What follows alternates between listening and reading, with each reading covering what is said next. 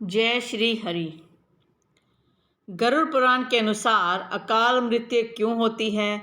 यदि किसी व्यक्ति की अकाल मृत्यु हो जाती है, चाहे किसी तरीके से हुई हो या आत्महत्या कोई कर लेता है, तो उसकी क्या सज़ा उसे मिलती है, तो आज हम इस विषय पर चर्चा करेंगे।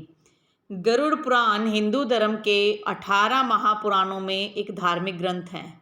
इसे वैष्णव संप्रदाय से संबंधित माना जाता है।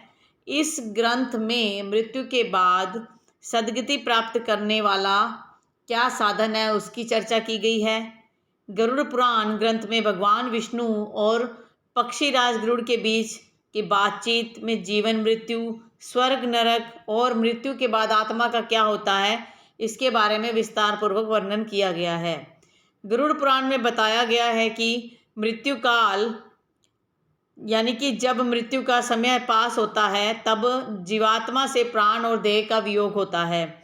इसमें बताया गया है कि हर एक मनुष्य के जन्म और मृत्यु का समय निश्चित होता है, जिसे पूरा करने के बाद ही वह मोक्ष को प्राप्त करता है।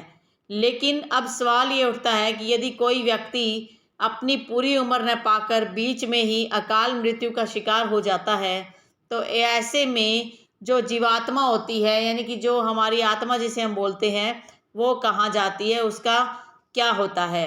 तो गरुड़ पुराण के अनुसार अकाल मृत्यु के बाद उसकी क्या सज़ा है, उसके बारे में बताया गया है। इसकी सज़ा को जानने से पहले हम ये समझ लेते हैं कि मृत्यु और अकाल मृत्यु में अंतर क्या है।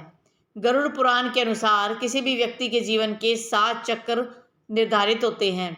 इस चक्र को पूरा कर जिस व्यक्ति की मृत्यु होती है, वह मोक्ष को प्राप्त करता है, और जो इस चक्र को पूरा नहीं कर पाता, वह अकाल मृत्यु को प्राप्त होता है।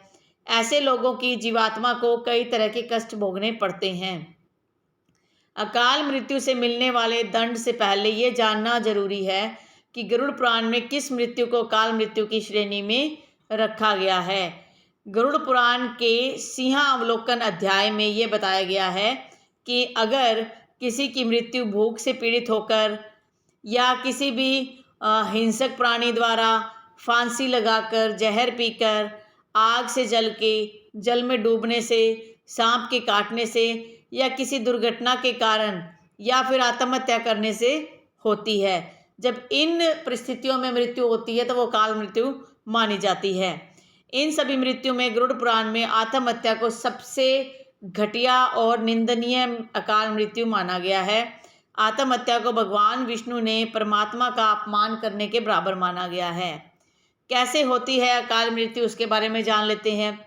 कुछ लोग स्वयं आत्महत्या कर अकाल मृत्यु को प्राप्त कर लेते हैं, और कुछ लोग बेचारे किसी दुर्घटना का शिकार हो जाते हैं।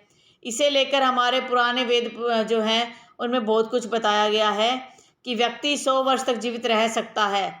लेकिन जो लोग ऐसे घटिया काम करते हैं, यानी कि आत्महत्या करने के, वे जल्दी ही समाप्त हो जाते हैं।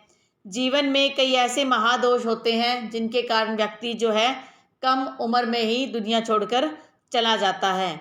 ऐसे लोगों की जो आत्मा होती है, निश्चित समय से पहले यमलोक जो है चली जाती है।